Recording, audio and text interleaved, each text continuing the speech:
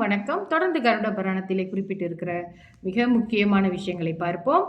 ஒருவன் ஒரு தொழிலை செய்து வாழ்ந்து கொண்டிருக்கும் பொழுது அந்த தொழிலை கெடுத்தவன் 1000 பசுக்களை கொன்ற பாவத்தை அடைவான். ஒருவனுக்கு ஒரு உபாயம் செய்து, அதாவது உதவி செய்து, அவனுக்கு ஒரு தொழில் அமைத்து கொடுத்து அவனோட பிழப்புக்கு வழி தேடி கொடுத்தோம் என்றால் லட்ச கோதானம் செய்த பயனை அவன் அடைவான். அப்போ இதில் 2 விஷயம். ஒன்று, அந்த தொழிலை கெடுத்து அவனோட வாழ்க்கைக்கு வரக்கூடிய ஊதியத்தெல்லாம் கெடுத்தவனுக்கு 1000 பசுக்களை கொன்ற பாவத்தை அடைவான். அதாவது தொழில் அமைச்சு கொடுத்து அவனுக்கு ஒரு நல்ல வாழ்க்கையை அமைத்து கொடுத்தவனுக்கு லட்ச கோதானம், அதாவது பசுவை செய்த பயனை அடைவான்.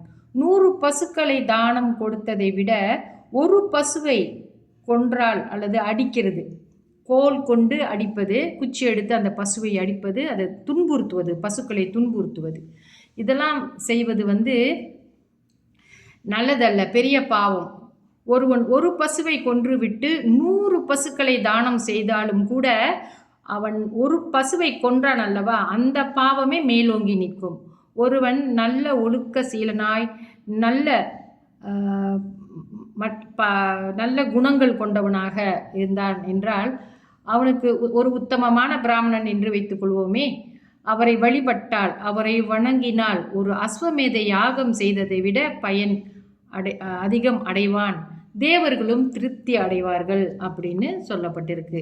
ஆனால் இப்பொழுது நம்மளிடையே நிறைய படித்த ஆச்சாரியார்கள் இருக்கிறாங்க.